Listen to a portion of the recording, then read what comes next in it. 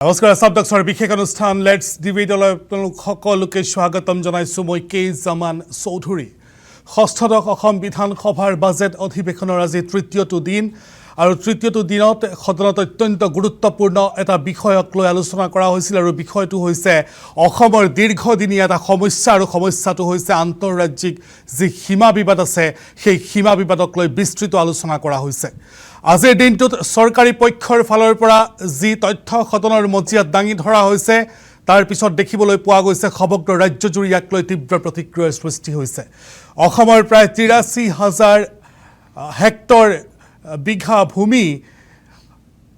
অন্যান্য ৰাজ্য অৰুণাচল প্ৰদেশ নাগালেণ্ড আৰু তাৰ সমান্তৰালকৈ মেঘালয়ৰ দখলত আছে বুলি আজিৰ দিনটোত ৰাজ্য চৰকাৰৰ ফালৰ পৰা সদনৰ মজিয়াত মন্ত্ৰী অতুল বৰাই সেয়া তথ্য দাঙি ধৰিছে সমান্তৰালকৈ বিজেপিৰ বকু ছয়গাঁৱৰ যিগৰাকী বিধায়ক আছে সাহসীয় পক্ষৰ বিধায়কগৰাকীৰ বক্তব্যটো ওলাই পৰিছে মেঘালয়ৰ এই আগ্ৰাসনৰ বিষয়টো আজিৰ দিনটোত বিধানসভাৰ মজিয়াত উত্থাপন হোৱা এই বিষয়টোক লৈ আমি ষ্টুডিঅ'ত সবিস্তাৰে আলোচনা কৰাৰ চেষ্টা কৰিম তাৰ সমান্তৰালকৈ আন দুটা প্ৰসংগটো আজিৰ দিনটোত আমি আলোকপাত কৰাৰ চেষ্টা কৰিম দ্বিতীয়টো প্ৰসংগ হৈছে পুষ্পেকক লৈ শেহতীয়াকৈ দেখিবলৈ পোৱা গৈছে AIUDFৰ মুৰব্বী তথা বিধায়ক বদৰুদ্দিন আজমলে বিৰোধিতা কৰিছে পুষ্পেকৰ নামত আচলতে স্বদেশী লোকক বিদেশী সজাই হাৰাশাস্তিৰ অভিযোগ কৰিছে এই বিষয়টো আমি আলোকপাত কৰাৰ চেষ্টা কৰিম আৰু আমাৰ তৃতীয়টো বিষয় হ'ব কংগ্ৰেছ আৰু AIUDFৰ ফালৰ পৰা অভিযোগ উত্থাপন কৰা হৈছে অখিল গগৈক লৈ আৰু অখিল গগৈয়ে শাসকীয় পক্ষৰ সৈতে মিলি তেওঁ সদনত এক হুলস্থুলীয়া পৰিৱেশৰ সৃষ্টি কৰাৰ অভিযোগ কৰিছে আৰু এই হুলস্থুলীয়া পৰিৱেশ সৃষ্টি কৰাৰ অৰ্থ হ'ল সদনৰ যি মূল্যৱান সময় আছে সেই সময় নষ্ট কৰা আৰু বিশেষকৈ প্ৰস্তুত্বৰ কালত অনাহকত বিতৰ্কৰ সৃষ্টি কৰি সদনৰ সমগ্ৰ পৰিৱেশ বিনষ্ট কৰাৰ অভিযোগ কৰিছে কংগ্ৰেছ আৰু AIUDF দলে আমি এই বিষয়টোক লৈ আলোকপাত কৰাৰ চেষ্টা কৰিম সমগ্ৰ বিষয়বস্তুৰ ওপৰত আলোকপাত কৰিবৰ বাবে আমি ষ্টুডিঅ'লৈ আমন্ত্ৰণ কৰি আনিছোঁ আমি এই মুহূৰ্তত আপোনালোকক চিনাকি কৰাই দিব বিচাৰিছোঁ আমাৰ সৈতে সংযুক্ত হৈছে মানকাছৰ সমষ্টিৰ কংগ্ৰেছৰ বিধায়ক মুহিবুৰ ৰহমান ডাঙৰীয়া আপোনাক স্বাগতম জনাইছোঁ আপোনাৰ মূল্যৱান সময় আমাক দিয়াৰ বাবে আমাৰ সৈতে সংযুক্ত হৈছে বিজেপিৰ মুখপাত্ৰ ধৰ্মকান্ত গগৈ ডাঙৰীয়া আপোনাক স্বাগতম জনাইছোঁ আমাৰ ষ্টুডিঅ'লৈ অহাৰ বাবে আমাৰ সৈতে সংযুক্ত হৈছে অসম জাতীয় পৰিষদৰ জ্যেষ্ঠ মুখপাত্ৰ কংকনজ্যোতি গোস্বামী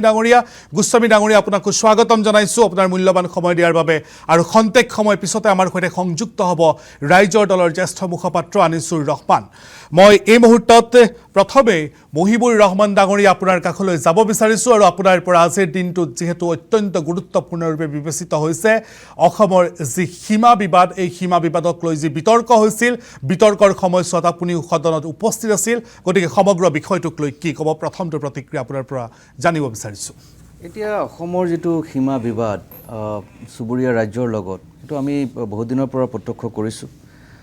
কিছুদিন আগতে আমাৰ তাতেও মেঘালয়তো সীমা লৈ এটা বিবাদ চলিলে আমাৰ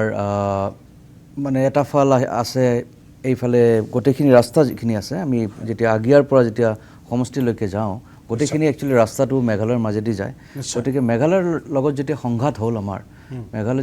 হ'ল আমাৰ ট্ৰাইবেল নন ট্ৰাইবেলৰ মাজত এটা সংঘাত হৈছিলে এটা অপ্ৰীতিকৰ ঘটনা ঘটিছিলে তাৰ পিছৰে পৰা দেখা গৈছে যে ঘটনাটো এটা ৰাজনৈতিক ৰূপ লৈছিলে কিছু দুষ্কৃতিকাৰীয়ে এইটো এটা নিজৰ বিজনেছ আৰু ৰাজনৈতিক মুনাফাৰ কাৰণে এটা এনেকুৱা পৰিস্থিতি সৃষ্টি কৰিলে যে আমাৰ অসমৰ যিখিনি মানুহ আছিল তাতে মেঘালয়ত যিখিনি কাম কৰিবলৈ গৈছিলে বা ব্যৱসায় কৰিছিলে সেই মানুহখিনি আজিৰ দিনত যাব নোৱাৰা হৈছে গতিকে এই পৰিস্থিতিবিলাকৰ আঁৰত আমি মানে কিছুমান দুষ্কৃতিকাৰীয়ে একচুৱেলি পৰিস্থিতিটো সৃষ্টি কৰা যেন লাগে আমি এইফালে যদি নগাৰ আগ্ৰাসনো চাওঁ মানে আমাৰ নগা বৰ্ডাৰৰ যিটো নাগালেণ্ড বৰ্ডাৰৰ যিটো আগ্ৰাসনো যদি চাওঁ কিছু দুষ্কৃতিকাৰীয়ে হয়তো এইটো কৰিছে গতিকে এই বস্তুখিনি কেনেদৰে আমি এতিয়া নিৰাময় কৰিব পাৰোঁ কেনেদৰে কণ্ট্ৰলত আনিব পাৰোঁ সেইটো চৰকাৰে চাব লাগিব যিটো দেখা গৈছে যে আমাৰ পুলিচ বিভাগ যিটো আছে সম্পূৰ্ণৰূপে সফল হৈছে নে সন্দেহৰ আওতাত আহিছে কাৰণ বহু ক্ষেত্ৰত দেখা গৈছে যে এইটো আমি ভিডিঅ' প্ৰত্যক্ষ কৰিছোঁ যে বহু ক্ষেত্ৰত পুলিচ থকা সত্ত্বেও দুষ্কৃতিকাৰী আহি আমাৰ অসমৰ থলুৱা মানুহক আমাৰ দাবী ধমকি দিছে গতিকে সেই বস্তুবিলাক অপ্ৰীতিকৰ লাগে সেই বস্তুবিলাক দেখাত প্ৰতিটো দিনেই মানে সীমান্তবাসী আতংকৰ মাজেৰে পাৰ কৰিছে আমাৰ সমষ্টিতে মানকাচৰত এতিয়া এনেকুৱা হৈছিল যে ৰাতি যিবিলাক বাছ যায় বা গাড়ী যায় ৰাতি যাওঁতে বহুত ভয়ৰ এটা সন্মুখীন হ'বলগীয়া হয় কাৰণ বহু ক্ষেত্ৰত দেখা গৈছে ৰাতি 1:30-2টা বজাত মই শুনামতে এটা প্ৰাইভেট গাড়ী এটা গৈ আছিল বেমাৰী নে কিবা আছিলে তো বেলেগ দুটা গাড়ীয়ে খেদি আহিছিল তো তেনেকুৱা ধৰণৰ অপ্ৰীতিকৰ ঘটনা আগতে আমি দেখা নাছিলোঁ এই ঘটনাবিলাক কণ্ট্ৰলত আনিব লাগিব মাজে মাজে আমাৰ যদি BSF বা তেনেকুৱা বেলেগ পেৰামিলিটাৰী ফ'ৰ্চৰ যদি কি কৰিব লাগে হয় মোতায়েন কৰিব লাগে সেইখিনি কৰিব লাগিব আৰু আটাইতকৈ ডাঙৰ কথা হ'ল যে দুয়োখন চৰকাৰ যেনেকৈ আমাৰ স্পেচিফিক ক্ষেত্ৰত মই কৈছোঁ অসম আৰু মেঘালয় দুয়োখন চৰকাৰেই বহি কেনেদৰে ইস্যুটো সলভ কৰিব পাৰি সেইটো আমি চাব লাগিব এতিয়া এটা কথা মেঘালয় বুলি ক'লে ভুল হ'ব কাৰণ মই কথাটো এই কাৰণে কৈছোঁ মেঘালয়ৰ ক্ষেত্ৰত কথাটো সুকীয়া এই কাৰণে এই কথাটো ইয়াত উল্লেখ কৰিব লাগিব যে এটা তাতে যেন এটা পেৰালেল গভৰ্ণমেণ্ট এটা চলি আছে যেনেকৈ এটা সময়ত নাগালেণ্ডত আমি দেখিছিলোঁ আজিৰ দিনত মেঘালয়ত এটা পেৰালেল গভৰ্ণমেণ্ট চলাৰ নিচিনা হৈছে চৰকাৰৰ যদি ইচ্ছা থাকেও যে এটা মিলা প্ৰীতিৰে আমি একেলগে কাম কৰিম কিন্তু কিছুমান দুষ্কৃতিকাৰীৰ এনেকুৱা তাতে NGO বুলি কয় এইবিলাকক কিছুমান NGO এনেকুৱা আছে সিহঁতে নিবিচাৰে যে মিলা প্ৰীতি হওক কাৰণ তেতিয়াহ'লে সিহঁতে যিটো মনোপলি আছে বিজনেছৰ ক্ষেত্ৰতে হওক বা বিভিন্ন ক্ষেত্ৰতে হওক সেই মনোপলি সিহঁতে কৰিব নোৱাৰিব তো সেইকাৰণে এইটো এটা ওপৰৰ লেভেলত আমাৰ মুখ্যমন্ত্ৰী ডাঙৰীয়াই মেঘালয়ৰ মুখ্যমন্ত্ৰী ডাঙৰীয়াৰ লগত বহি কেনেদৰে সমস্যাটো সমাধান কৰিব পাৰি তাৰ কাৰণে যত্ন ল'ব লাগে ঠিক একেই ৰেপ্লিকেট নিশ্চয় যিটো পৰিস্থিতি আছে একে পৰিস্থিতিটো আমি ৰেপ্লিকেট নিশ্চয় বেলেগ বেলেগ ৰাজ্যৰ লগতো কৰিব পাৰিম নাগালেণ্ডৰ লগতো কৰিব পাৰিম এইফালে মিজোৰাম মণিপুৰ য'ত য'ত আমাৰ সমস্যা হৈছে আমাৰ মুখ্যমন্ত্ৰী ডাঙৰীয়া যদি নিজে অকণমান আগভাগ লয় মোৰ বিশ্বাস যে নিশ্চয় এইটো সমাধান কৰিবলৈ সক্ষম হ'ব নিশ্চয় মই কংকনজ্যোতি গোস্বামী মই আপোনাৰ কাষলৈ যাব বিচাৰিছোঁ মই ধৰ্মকান্ত গগৈ আপোনাৰ কাষলৈ আহিম সমগ্ৰ বিষয়টোক লৈ কি ক'ব চৰকাৰৰ সদিচ্ছা কিমান আজিৰ দিনটোত 13,000 হেক্টৰ ভূমি আমাৰ চুবুৰীয়া ৰাজ্যসমূহৰ দখলত আছে গতিকে অত্যন্ত এটা বৃহৎ আজিৰ দিনটোত যিটো তথ্য সদনত দাঙি ধৰা হ'ল দেখিবলৈ পোৱা গ'ল এটা বৃহৎ পৰিমাণৰ ভূমি আৰু তাৰ সমান্তৰালকৈ প্ৰতিটো দিনেই প্ৰতিটো নিশাই সীমান্তত থকা যিসকল লোক আছে তেওঁলোকে ভয় আৰু তেওঁলোকে এক আতংকৰ মাজেৰে দিন পাৰ কৰিবলগীয়া হয় বিধায়ক ডাঙৰীয়াই ইতিপূৰ্বে উল্লেখ কৰিছে নিশা যোৱা বাহনতেই আক্ৰমণ কৰে গতিকে কল্পনা কৰক তাত থকা সেই স্থানীয় লোকসকলৰ কি দশা তেওঁলোকে কিদৰে আচলতে দিন পাৰ কৰিছে হয় যেতিয়াৰ পৰা অসম বিভক্ত হৈছে তেতিয়াৰ পৰাই আমি এই সীমা সমস্যাসমূহ দেখি আহিছোঁ আৰু যেতিয়া এখন দক্ষ চৰকাৰ থাকে তেতিয়া এই সমস্যাসমূহ প্ৰশমিত হৈ থাকে আৰু যেতিয়া চৰকাৰখন দক্ষতাহীন হয় অদক্ষ হয় তেতিয়া এই সমস্যাসমূহ বেছি হয় মেক্সিমাইজ হয় এতিয়া আপুনি সমস্যাবিলাকৰ কথা ক'লে আৰু বিধায়ক ডাঙৰীয়াও ক'লে আৰু আমি সমস্যাৰ আলোচনাটো আজি যোৱা 10-12 বছৰে কৰিয়ে আহিছোঁ আপুনি দেখিব কেৱল সমস্যাৰে আলোচনা হৈছে সমাধানৰ কোনো আলোচনা নাই সমস্যা বাঢ়িছে আৰু আপুনি চাব এতিয়া আমাৰ যিটো আমাৰ জাতীয় সুৰক্ষা আৰু ন্যায় যিবিলাক বিষয় ধৰক আপোনাৰ NRC 6 নং দফা অসম চুক্তি এইবিলাকত আপোনালোকে সমাধান দেখিলে নেকি একোটো সমাধান নেদেখিলে আপোনালোকে অকল সমস্যা কথাটো শুনিলে ৰিমিক্স গান হৈ গ'ল 1980 চনত যিবিলাক সংগীত বাজি মানে যিবিলাক কথা কোৱা হৈছিল বিদেশী বিতৰণৰ কথা আন্দোলন হৈছিল মানুহ শ্বহীদ হৈছিল অসম চুক্তি হৈছিল সেই গানবিলাকে এতিয়া ৰিমিক্স গান কৰি পেলাই বজাই থকা হৈছে আৰু মানুহক ফন্দামি কৰি আভুৱা ভৰা হৈছে এতিয়া চাওক এতিয়া আপুনি ইয়াতে সমাধানৰ কথা কৈছে কিন্তু যিবিলাক সমস্যাৰ কথা কৈছে সেইবিলাকৰ বিষয়ে বিধায়কসকলে কি মন্তব্য কৰিছে এতিয়াতো মই আপোনাকে প্ৰশ্ন কৰিব লাগিব মই আপোনাক কি প্ৰশ্ন কৰিব লাগিব মই আপোনাক কৈ আছোঁ আজি মৃণাল শইকীয়াই কি ক'লে বিধায়ক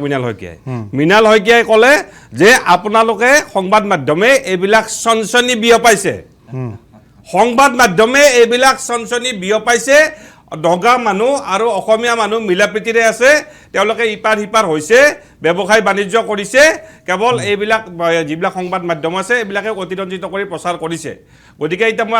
আপোনাকহে প্ৰশ্নটো কৰিছোঁ যে আপোনালোকে কিয় অতিৰঞ্জিত কৰি প্ৰচাৰ কৰিছে অতিৰঞ্জিত কেনেকৈ হ'ব ৰাজ্য চৰকাৰৰ মন্ত্ৰীগৰাকী আজিৰ দিনটোত যি ডাটা দিছে সেয়াটো অত্যন্ত উদ্বেগজনক তাৰপাছত চাওক সেই একেই ৰাজ্য চৰকাৰৰ মন্ত্ৰী আৰু একেই ৰাজ্য চৰকাৰৰ বিধায়ক গতিকে ইয়াৰ পৰা আপুনি এইটো কথা গম পাই সদিচ্ছা শব্দটো ইয়াতে উল্লেখ কৰা হৈছে যে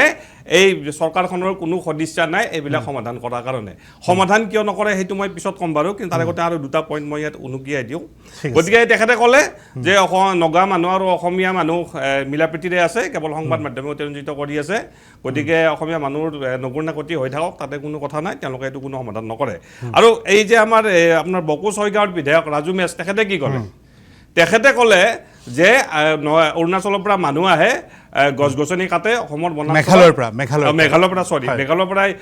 মানুহ আহে গছ গছনি কাটে আৰু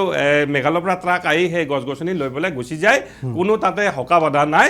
একদম খোলা ৰাস্তা তাতে কৰিবলগীয়া একো নাই তেতিয়া বিধায়ক ডাঙৰীয়াই ৰাজু মেছ যদিও শাসকীয় দলৰ বিধায়ক তেখেত প্ৰথমবাৰৰ কাৰণে বিধায়ক হৈছে হয়তো ভাল মন এটা লৈ আহিছে তেখেতে গম পাব যে ভাল মন লৈ আহি পেলাই বিজেপিৰ লগত কিমান কাম কৰিব পাৰি খুব সোনকালেই গম পাব আজি তেখেতে গম পাইছে গতিকে তেখেতে সুধিলে যে কিয় এনেকুৱা হৈছে তেতিয়া বন বিষয়াসকলে তাতে উত্তৰ দিলে যে আমাৰ হাতত অস্ত্ৰ একো নাই আমাৰ একো সা সামগ্ৰী নাই গতিকে আমি ইয়াত একো ব্যৱস্থা গ্ৰহণ কৰিব নোৱাৰোঁ এতিয়া কিয় নাই বন বিভাগত এই ব্যৱস্থাসমূহ কিয় নাই এইকাৰণে নাই আপোনাৰ এই যি বৰ্তমান বনমন্ত্ৰী হৈছে জয়ন্ত মল্ল বৰুৱা তেখেতে নিজে উদঙাই দিছে যে বন বিভাগত কিমান দুৰ্নীতি হৈছে তেখেতে যিটো হিচাপ দিছে সেইমতে 12,500 কোটি টকাৰ কেলেংকাৰী হৈছে 12,500 কোটি টকাৰ কেলেংকাৰী হৈছে বন বিভাগত তাৰে 781 কোটি টকাৰ হিচাপ কাগজ পত্ৰ আছে কিন্তু সেইখিনি পইচা জমা হৈছে নে নাই তেখেত নিশ্চিত নহয় তেখেতে পৰীক্ষা কৰিব আৰু বাকি যে 1700 কোটি থাকিল তেখেতে কৈছে যে 2500 কোটি ৰাজহ জমা হ'ব লাগিছিল 781 কোটি হৈছে সেইখিনি জমা হৈছে নে নিশ্চিত নহয় কাগজে পত্ৰ পৰীক্ষা কৰিব লাগিব আৰু 1700 কোটি টকা জমা হোৱা নাই তাৰমানে যদি এনেকে মানে 8500 কোটি টকা তাৰমানে আপোনাৰ 5 বছৰত হ'ব প্ৰায় 12,500 কোটি টকা 12,500 কোটি টকাৰ বৃহৎ কেলেংকাৰী হোৱাৰ পাছত বন বিভাগৰ হাতত অস্ত্ৰ থাকিব নেকি কিবা ব্যৱস্থা থাকিব নেকি গাড়ী ঘোঁৰা থাকিব নেকি একো নাথাকে গতিকে এইবিলাক কোনো সমাধান নহয় আৰু শেষত আমাৰ মই আকৌ সময় দিম মই উত্তৰটো লৈ লওঁ শেষ পইণ্টটো মই কৈ দিছোঁ আপোনাক এইখিনি এটা ছিকুৱেঞ্চত যাব ক'ব লগাতো বহুত কথা আছিল বাৰু তোমাৰ এই কথাটো কৈ দিওঁ আজি আপোনাৰ জয়ন্ত মল্ল বৰুৱাই কি ক'লে যে যেতিয়া আপোনাৰ এই বিহালী বনাঞ্চলত যিটো হৈছে আজি তাতে আজি উৎপাত কৰি আছে যোৱাকালি কৈছে যে তেখেতে কৈছে যে এইবিলাক কৰিব নালাগে এইবিলাক অসমীয়া মণিপুৰী অৰুণাচলী এইবিলাক কথা ক'ব নালাগে এইবিলাক সংঘাত লগাব নালাগে তাৰমানে এইবিলাক সংঘাতৰে বিষয় হ'ল অৰ্থাৎ সমস্যাটো আলোচনা কৰাৰ কাৰণে তেওঁলোক প্ৰস্তুতেই নহয় তেওঁলোকৰ কোনো সদিচ্ছা নাই কিয় নাই কাৰণ তেওঁলোকৰ যি উত্তৰ ভাৰতীয় প্ৰভু নৰেন্দ্ৰ মোদী আৰু এই অমিত শ্বাহ তেখেতসকলে কৈছে যে এইবিলাক কৰিব নালাগে তোমালোকে যিমান পৰা সাম্প্ৰদায়িক ঘৃণা আৰু আতংক বিয়পাই থকা অসমীয়া মানুহৰ সমস্যা সমাধান কৰাৰ প্ৰয়োজন নাই অসমীয়া মানুহৰ সমস্যা যদি সমাধান হয় অসমীয়া মানুহ শক্তিশালী হ'ব আঞ্চলিকতাবাদ শক্তিশালী হ'ব তেতিয়া আমাৰ এই যি ধৰ্মান্ধ ৰাষ্ট্ৰ গঢ়াৰ যি সপোন আৰু এই ঘৃণা আতংক বিয়পাৰ যি আমাৰ সপোন আৰু আমাৰ যে উত্তৰ ভাৰতীয় ভোট বেংক বাংলাদেশৰ ভোট বেংক শক্তিশালী কৰাৰ যি আমাৰ এজেণ্ডা সেই এজেণ্ডা আমি শক্তিশালী কৰিব নোৱাৰিম গতিকে সমস্যা সমাধান নকৰিবা চালে বেৰে কোবাই থকা এইবিলাক সংবাদ মাধ্যমে অতিৰঞ্জিত প্ৰচাৰ কৰা বুলি কৈ গোটেই বিষয়টো তোমালোকে শান্তিত মাৰি থৈ দিয়া এইটো হৈছে তেওঁলোকৰ মূল উদ্দেশ্য ঠিক আছে ধৰ্মকান্ত গগৈ ডাঙৰীয়া চৰকাৰ যেতিয়া দক্ষ হয় দক্ষতাৰে চৰকাৰ চলে তেতিয়া এই সমস্যাসমূহ কম হৈ যায় আৰু যেতিয়া চৰকাৰৰ দক্ষতা কমি আহে তেতিয়া এই সমস্যাসমূহ বেছি হয় কংকনজ্যোতি গোস্বামী সেয়া কৈছে সমান্তৰালকৈ কৈছে যে আপোনালোকৰ আচলতে সদিচ্ছাৰ অভাৱ আৰু তাৰ বাবেই আজিৰ এই ঘটনা এই ছবি পৰিস্ফুট হৈছে আপোনালোকৰ আচলতে উদ্দেশ্যই ঠিক নহয় আচল কথাটো হৈ গ'ল ইয়াৰ যিটো আচলতে আৰম্ভণি আপুনি যদি ইয়াৰ গোটেই পাৰ্শ্বক্ৰিয়াটো যদি আপুনি চাবলৈ যায় বৰ অসম বুলি যিটো কনচেপ্ট সাম্প্ৰতিক সময়ত এজন বিৰোধী দলৰ নেতাই বা তেওঁলোকৰ সভাপতি আনিছিলে যে বৰ অসম আপুনি যদি মন কৰে সমগ্ৰ অসমেই এখন আছিল এই অসমখনক এই উত্তৰ পূৰ্বাঞ্চল যিখনক আজি আমি উত্তৰ পূৰ্বাঞ্চল বুলি কৈছোঁ এই অসমখনক বিভক্ত কোনে কৰিলে ক্ষুদ্ৰ ৰাজ্যত 70 বছৰ ধৰি শাসন কৰি থকা যিসকল দিল্লীৱালা কংগ্ৰেছৰ শাসনকৰ্তা তেখেতসকলে এইটো উত্তৰ পূৰ্বাঞ্চলৰ এই ককাই ভাইবিলাকৰ মাজত নগাসকলৰ মাজত অৰুণাচলীসকলৰ মাজত মিজোসকলৰ মাজত ত্ৰিপুৰীসকলৰ মাজত সকলোৰে মাজত বিভাদ লগাই কি কৰিলে আমাক বিভাজনমুখী এটা প্ৰক্ৰিয়ালৈ লৈ গ'ল আৰু যেতিয়া ৰাজ্যসমূহৰ বিভাজন হৈছিল ৰাজ্যসমূহৰ বিভাজন হওঁতে সীমান্তৱৰ্তী যিবিলাক সমস্যা তেতিয়াই সমাধান কৰিব লাগিছিল এই কথাবিলাক এনেকুৱা নহয় অসমৰ লগত অৰুণাচলৰ সীমা সমস্যা আজিৰ সমস্যা নহয় নিশ্চয় অৰুণাচলৰ নাগালেণ্ডৰ লগত অসমৰ সীমা সমস্যা আজিৰ সমস্যা নহয় মেঘালয়ৰ লগত অসমৰ সীমা সমস্যা আজিৰ সমস্যা নহয় ইয়াত দুটা ধৰণৰ কথা থাকে কাৰণ আপুনি মন কৰিব আজি নাগাসকলে হওক বা অৰুণাচলীসকলে হওক তেওঁলোকে ট্ৰাইবেল কাৰণে তেওঁলোকে তাত কিছুমান আৰ্মছ হাথিয়াৰ তেওঁলোকৰ লগত ৰাখিব পাৰে আৰু অসম কাৰণে অসমীয়াই নোৱাৰিলে কিন্তু যেতিয়াই অসমৰ পৰা উত্তৰ পূৰ্বাঞ্চলৰ বাকী ৰাজ্যখিনি বিভক্ত হৈছিল সেই সময়তে সেই চৰকাৰে সেই কথাখিনি ভাবিব লাগিছিল নাভাবিলে তেওঁলোকে 60-70 বছৰ শাসন কৰি অসমৰ যিখিনি এটা অংগ ককাই ভাইবিলাকৰ মাজত খুঁত ৰাখি তেওঁলোকক বিভক্ত কৰি পেলালে গতিকে এই বিষয়টো 10 বা 15 বছৰতে সমাধান হোৱা এটা বিষয় নহয় অৰুণাচলৰ লগত অতি শেহতীয়াকৈ আলোচনা হৈছিল ডিসপিউট এৰিয়া লখিমপুৰ ধেমাজি আৰু হেফালে একদম মানে সোণাৰী চাপৰিলৈকে কিছু এৰিয়া কি নহল অৰুণাচল আৰু অসমৰ মাজত ভাগ বটোৱাৰা কৰোঁতে যিটো সীমা নিৰ্ধাৰণ কৰোঁতে শেষত সেইখিনি আলোচনা নহল গৃহমন্ত্ৰীৰ লগত আলোচনা হওঁতে কিছু ঠাই হ'ল প্ৰায় 27টা অঞ্চলৰ কোনো ধৰণৰ কি নহল মীমাংসা নহল কাৰণ দুইটা অঞ্চলৰ মানুহে মানি নলয় অসমীয়া মানুহে কৈছে এইখিনি মাটি আমি নেৰি দিওঁ অৰুণাচললৈ কৈছে এইখিনি মাটি আমি এৰি নিদিওঁ যি কাৰণে আজি এটা বৃহৎ অংশ অসমৰ মাটি অৰুণাচলত সোমাই আছে আৰু অৰুণাচলৰ মাটিও কিছু অংশ অসমত সোমাই আছে কথাটো হৈ গ'ল বৰ্তমান উত্তৰ পূৰ্বাঞ্চলৰ আটাইকেইখন ৰাজ্যৰ লগত আটাইকেইখন ৰাজ্যৰে মুখ্যমন্ত্ৰীসকলে হওক বা নাগৰিকসকলৰ খুব এটা ভাল বুজাবুজি আছে কিছু সংখ্যক আপুনি যদি মন কৰে উৰিয়াম ঘাটৰ সেই অঞ্চলত কিছু অপ্ৰীতিকৰ পৰিৱেশ চলি আছে উৰিয়াম ঘাটৰ ৰেংমা বনাঞ্চলকে আদি কৰি সেই অঞ্চলটোত নাগাসকলে আহি কিছু কি কৰিছে বেদখল কৰিছে যিখিনি আচলতে উচ্ছেদ কৰিছিলে আমাৰ চৰকাৰে কিছু যিসকল অখিলঞ্জীয়া মানুহ আছিল অবৈধ বেদখলকাৰী আছিল তাত আহি নগাসকলে কিছু এটা উপদ্ৰৱ কৰিছে আৰু এই বিষয়টো সমাধান হ'ব কিছু কৰা নাই নিতৌ কৰি আছে এই বিষয়টো সমাধান হ'ব তাৰ মানে এইটো নহয় যে সীমান্ত উন্নয়ন মন্ত্ৰীয়ে সীমান্ত ভ্ৰমণৰ এদিন পিছতে নগাই আহি জৰীপ কৰি গৈছে আপোনালোকক কৈ আছো যে এই গোটেই বিষয়টো যেতিয়া বিভাজনৰ এটা সময় আহিছিল ৰাজ্যসমূহৰ মাজত কিয় বিভাজন হ'বলগীয়া হ'ল কিয় বিভাজন হ'বলগীয়া হ'ল আজি আপুনি চাওক বড়োলেণ্ডৰ বিভাজনৰ এটা কথা উঠি আছিল চলি আছিল কিন্তু আজি বিটিআৰৰ লগত অসম চৰকাৰৰ ইমান সুন্দৰ এটা মানে আত্মীয়তা গঢ়ি উঠিছে বিটিআৰক যি ধৰণে ডেভেলপমেণ্টৰ ক্ষেত্ৰলৈ লৈ যোৱা হৈছে আজি বড়োলেণ্ডত পৃথক ৰাজ্য দাবী নোহোৱা হৈ গ'ল সেই বিষয়টো তেওঁলোকে পাহৰি গ'ল তাৰমানে অসমীয়া মানুহৰ লগত অসম ৰাজ্যৰ লগত থাকি তেওঁলোকে ভাল পাইছে অৰ্থাৎ তেওঁলোকে সেই সন্মানখিনি পাইছে আপুনি ক'ব বিচাৰিছে পূৰ্ব সময়ত চাগে কংগ্ৰেছৰ দিনতে সীমা সমস্যাৰ উদ্ভৱ হৈছিল যেতিয়া ৰাজ্য বিগত প্ৰায় 15 বছৰে আপোনালোক শাসনত আছে আপোনালোকে কি কৰিলে এই সময়খিনিত হৈ আছে আপুনি চাওক অসম অৰুণাচলত যিখিনি ডিসপিউট এৰিয়া আছিল যিখিনি এৰিয়াত মীমাংসা হোৱা নাছিল আপুনি মই লখিমপুৰত বসবাস কৰোঁ অৰুণাচল আৰু আমাৰ মাজত যথেষ্ট লখিমপুৰত আগ্ৰাসন হয় তেওঁলোক যথেষ্ট সময় গুচি আহে আমাৰ বনাঞ্চলসমূহ কাটে আৰু সেইকাৰণে দীঘলীয়া সময় ধৰি আমিও আলোচনাৰ কাৰণে দাবী জনাইছিলোঁ অসম অৰুণাচলৰ মাজত যথেষ্টখিনি সীমাক লৈ আলোচনা হৈছিল আৰু আমাৰ কথাটো হৈছে অসমীয়া মানুহে একেবাৰে আমি সীমা অঞ্চলৰ পাহাৰলৈকে বসবাস নকৰোঁ আমাৰ মানুহখিনিয়ে ভয়ামতে থাকে বাকী অঞ্চলটো ডিসপিউট এৰিয়া হিচাপে এনেই পৰি থাকে বনাঞ্চল হিচাপে পৰি থাকে আমাৰ মানুহ তাত খেতি খোলা নকৰে কিন্তু অৰুণাচলৰ মানুহে যেতিয়া খেতি খোলা কৰে এই কথাবিলাক দেৰিকেহে মানে খবৰলৈ আহে সেইকাৰণে আমি ভাবোঁ যে আগন্তুক সময়ত আহিবলগীয়া 5-6 বছৰত যিখিনি আন্তঃৰাজ্যিক সীমা সমস্যা আছে যিহেতু কেন্দ্ৰীয়টো আমাৰ চৰকাৰ আছে এই সংক্ৰান্তত মাননীয় মুখ্যমন্ত্ৰী মহোদয় উত্তৰ পূৰ্বাঞ্চলৰ মুখ্যমন্ত্ৰীসকলৰ লগত কথা পাতি আছে আমি ভাবোঁ আগন্তুক সময়ত এই সীমা সমস্যাখিনি সমাধান হ'ব ঠিক আছে আমাৰ সৈতে আনিছুৰ ৰহমান আহি এই মুহূৰ্তত সংযুক্ত হৈছে আমি ইতিপূৰ্বে উল্লেখ কৰিছিলোঁ ৰাজ্যৰ দলৰ জ্যেষ্ঠ মুখপাত্ৰ আনিছুৰ ৰহমান ডাঙৰীয়া আপোনাক প্ৰথমে স্বাগতম জনাইছোঁ আজিৰ দিনটোত আপুনি ইতিপূৰ্বে উমান পাইছে অসম বিধানসভাৰ মজিয়াত সীমা বিবাদক লৈ এক দীঘলীয়া আলোচনা হৈছিলে আৰু এই আলোচনাত ৰাজ্য চৰকাৰে সদনত যি আচলতে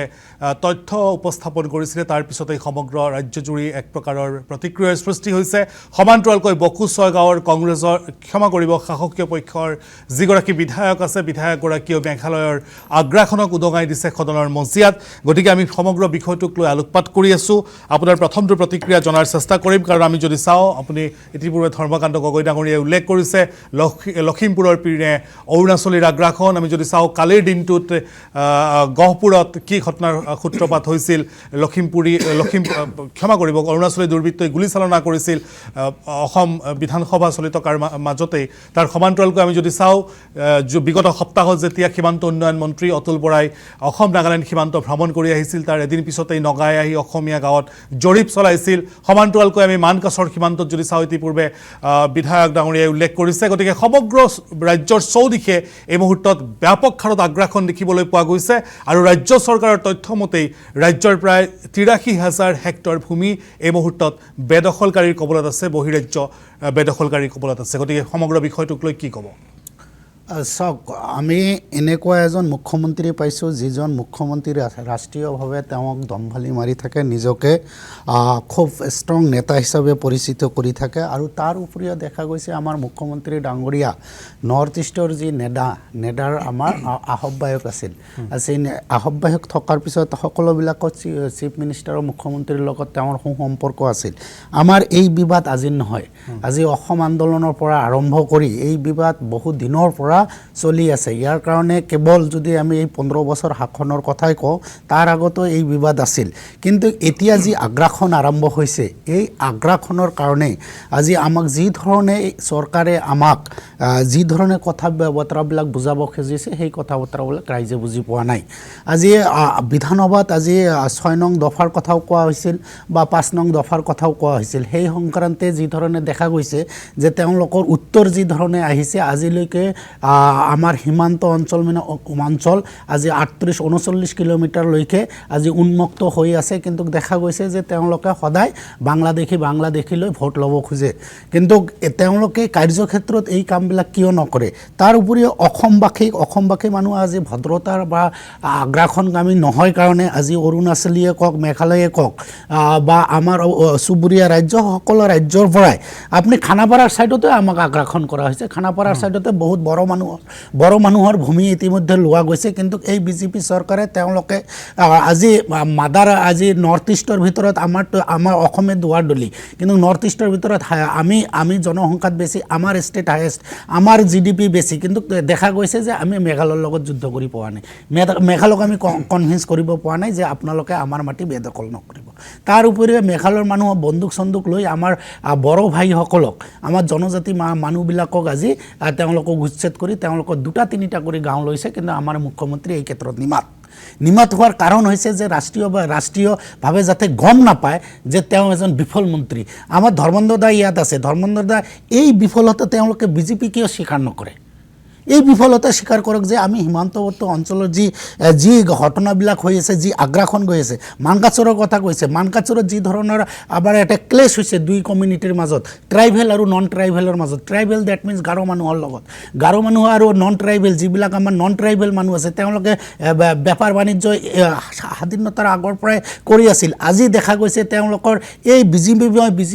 কৰাৰ পিছত তেওঁলোকে আজি নন ট্ৰাইবেল, হিন্দু মুছলমান নহয়, হিন্দু মানুহক তেওঁলোকে মেঘালয়ত গৈ বাণিজ্য কৰিব দিয়া নাই। তেওঁলোকৰ যি উৎপাদিত সামগ্ৰী আছে, সেই উৎপাদিত সামগ্ৰী গাৰো মানুহে আজি ভৈয়ামত বিক্ৰী কৰাব পৰা নাই। তাৰ ফলত দেখা গৈছে মেঘালয়ৰ যি উন্নয়নৰ হাৰ কমি গৈছে, আৰু অসমৰ মানুহৰ যি জীৱিকা, সেই জীৱিকা আজি বহুত মানুহে আজি তেওঁলোকৰ আজি লেবাৰ কৰিব লগা হৈছে, বাণিজ্য কৰিব পৰা অৱস্থাত নাই। আমাৰ চুবুৰীয়া ৰাজ্যৰ লগত ইমান ক্লেশ কিয়, ইমান কনফ্লিক্ট কিয়? আমাৰ এই চুবুৰীয়া ৰাজ্যৰ লগত সুসম্পৰ্ক কিয় গঢ়ি উঠা নাই? আমাৰ ওপৰত কিয় আগ্ৰাসন? আমাৰ মানুহখিনি চুবুৰীয়া ৰাজ্যত গৈ কিয় বাণিজ্য কৰিব পৰা নাই? আমাৰ মানুহখিনি ভাল কৰি বেপাৰ কিয় কৰিব পৰা নাই? ইয়াৰ উত্তৰ আমাৰ বিজেপি চৰকাৰে দিব লাগিব, ইয়াৰ উত্তৰ মুখ্যমন্ত্ৰী ডাঙৰীয়া দিব লাগিব, কাৰণ মুখ্যমন্ত্ৰী নিজেই নৰ্থ ইষ্টৰ চবতকৈ ডাঙৰ নেতা বুলিকে নিজকে পৰিচয় দি আহিছে ইমান দিনে ৰাষ্ট্ৰীয় পৰ্যায়ত। নৰ্থ ইষ্টত তেওঁলোকৰ হাতত যদি আণ্ডাৰ কণ্ট্ৰল আছে, এইখিনি কাৰবাৰ কি হৈ আছে, এই কথাখিনি আমাক জবাবদিহি কৰিব লাগিব। ঠিক আছে, মহিবুৰ ৰহমান ডাঙৰীয়া, পুনৰবাৰ মই আপোনাৰ কাষলৈ আহিছোঁ। উত্তৰ পূৰ্বাঞ্চলৰ সকলো ৰাজ্যতে আজিৰ দিনটোত NDAৰ চৰকাৰ।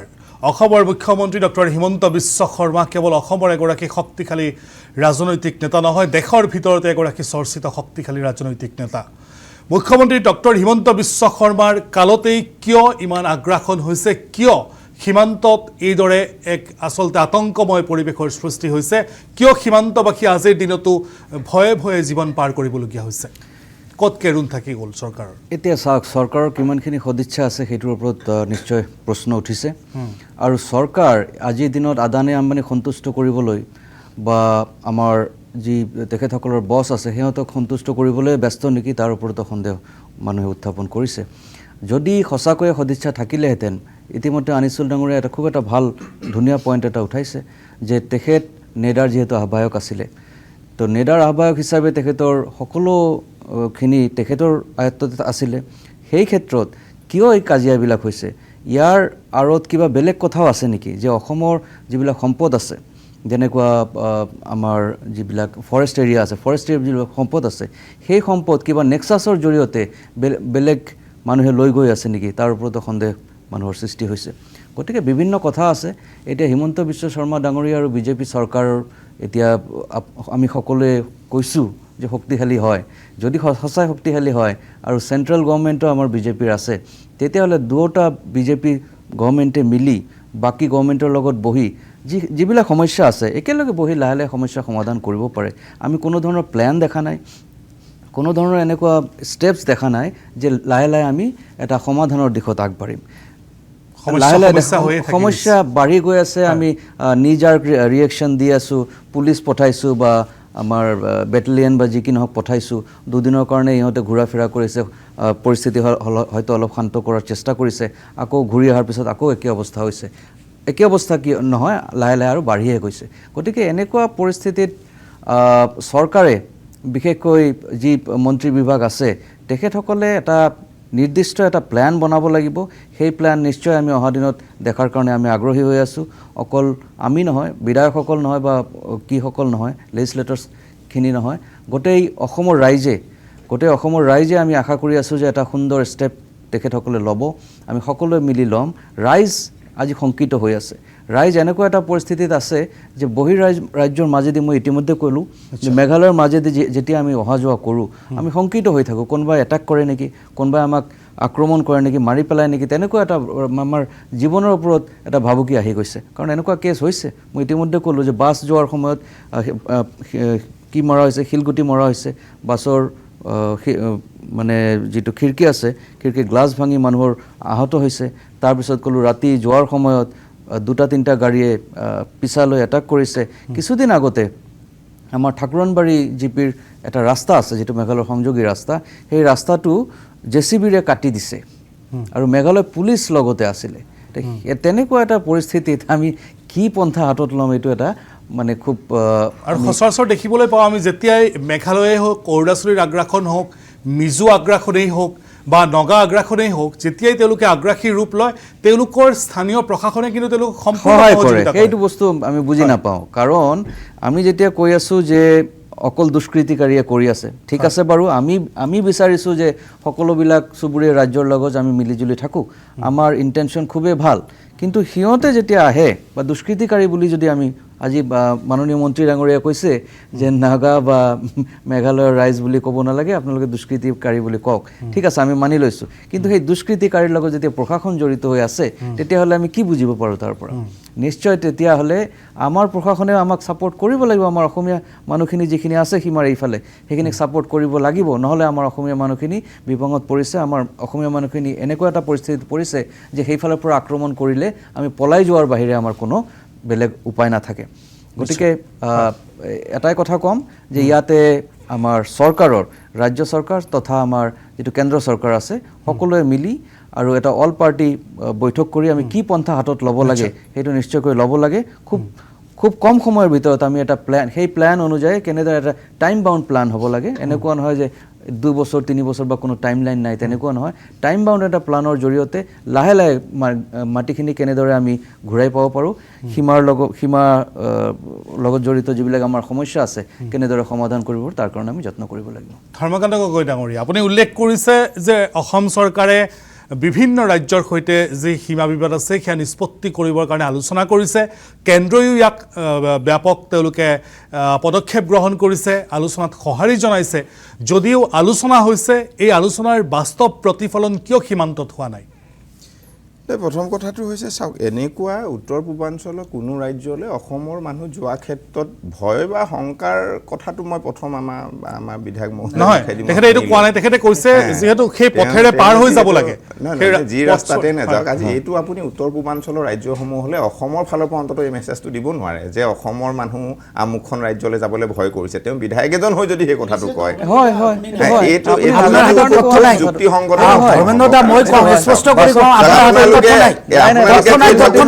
আপোনালোকে কৈ থাকোঁতে মই শুনি লওক মাজেদি যাব পৰা নাই মানুহখিনিক মাৰি আচৰণ কৰিছে চাগে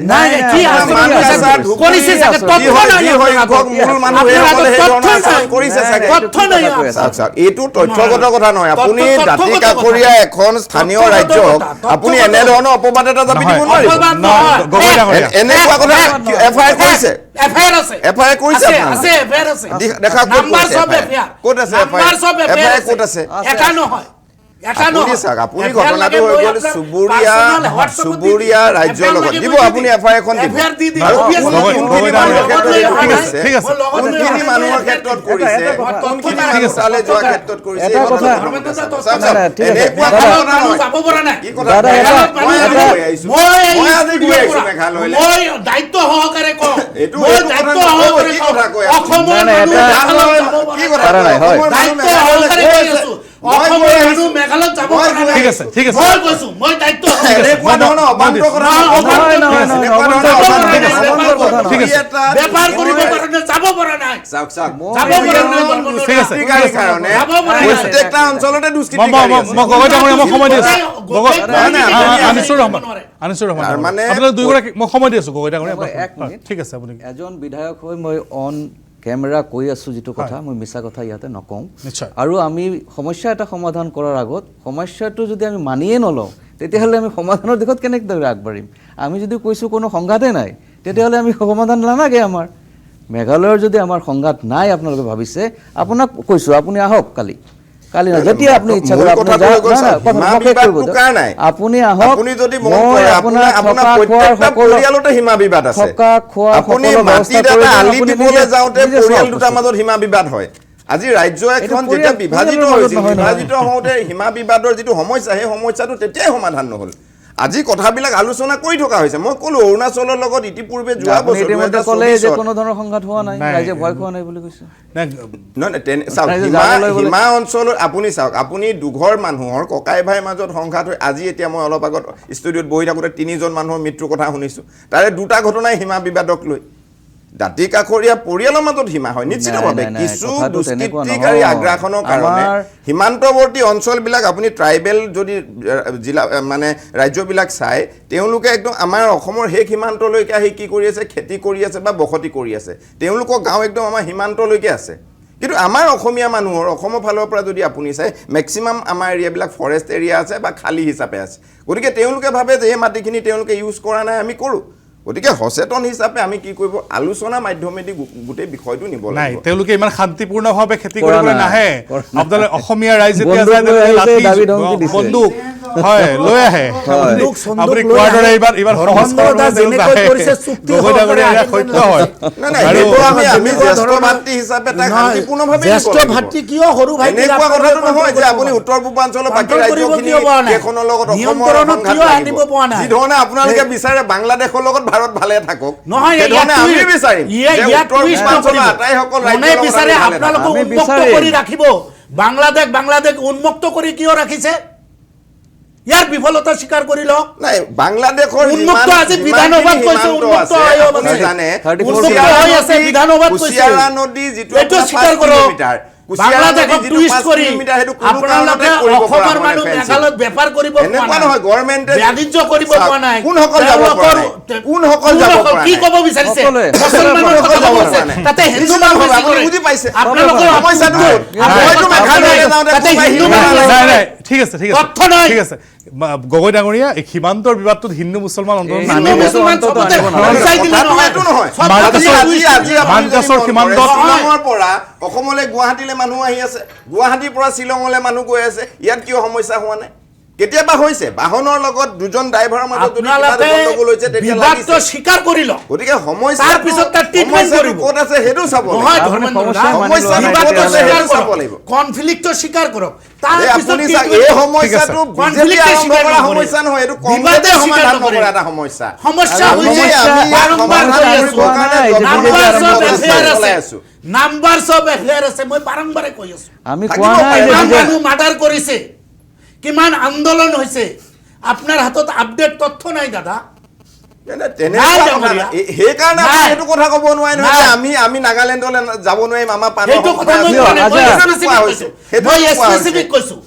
স্পেচিফিক কৈছো যে নাই, নাই, মেঘালয়ত আপোনাৰ- আমাৰ মানুহ বেপাৰ উঠাওক, কৰিব এই কথাটো পৰা কাইলৈ নাই। বিধায়ক মহোদয় উঠাওক আপুনি বিধানসভাত ক'ব লাগে যে আমাৰ পানৰ সংশয় হৈছে আমি উঠাইছো। নিৰ্বাচন কৰা নাই। টাৰ্নিংটো আহিব লাগিব না যি যি কথা বিধানসভাৰ ভিতৰত সেনেকুৱা ক'ব নহয় যে কেলে মই নোৱাৰিব কিয়- ক'ব? আপুনি যি যি যেতিয়া কথা- আলোচনা তাৰ কৰিব এটা পাৰিব। subject সেইটো থাকে। যেতিয়া সমস্যা তাৰ আছে, এটা তেতিয়া subject 19জন মানুহে বিষয়টো আনিব লাগিব। আপুনি এজন জ্যেষ্ঠ মুখপাত্ৰ বিজেপিৰ আজিতো আহিছে subject-টো। সাবজেক্ট ৱাইজে যায় নাই গগৈ ডাঙৰীয়া আজিৰ দিনটোত বকু ছয়গাঁৱৰ যি বিধায়কগৰাকীয়ে যিখিনি কথা ক'লে আপুনি নিশ্চয় শুনিছে কিদৰে মেঘালয়ৰ আগ্ৰাসী মানুহ মানুহখিনি আহি অসমৰ পৰা হাবি জংঘল চব এফালৰ পৰা কাটি লৈ যায় তেওঁলোকে সেইটো আমি গতিকে কোৱা নাই। আপোনালোকৰ সাহসীয় পক্ষৰ বিধায়কৰ ষ্টেটমেণ্টত সেয়া পোহৰ লৈ আহিছে সেইটো স্বীকাৰ কৰিব লাগিব স্বীকাৰ কৰিলেহে সমস্যাটো সমাধান বিৰোধীয়ে কেৱল এইটো definitely- চাওক বেদখলটো হৈছে ইতিমধ্যে এইটো কি কৰিছে ৰেকৰ্ডটো দিয়া হৈছে মই বেদখল নাই কৰা বুলি কোৱা নাই কিন্তু তাৰ মানে এইটো নহয় যে আমি সংঘাতেৰে বেদখলটো উচ্ছেদ কৰিম আলোচনা নাই, আমি মাধ্যমেৰে কোৱা নাই। ঠিক আছে। আমি এইটোৱে ক'ত কৈ কৈছো? আছো। আমি এইটোৱে ক'ত কৈ কৈছো? আছো। আমি কোৱা নাই। কিন্তু ইমান লেহেমীয়া কিয় নাই নাই নাই বিষয়বোৰ আলোচনা হৈ আছে অৰুণাচলৰ লগত কেতিয়া? Time ইতিমধ্যে bound হ'ব বিষয়টো লাগে। আলোচনা হৈছে ঠিক আছে। মেঘালয়ৰ লগতো কেইবাবাৰ বৈঠক হৈছে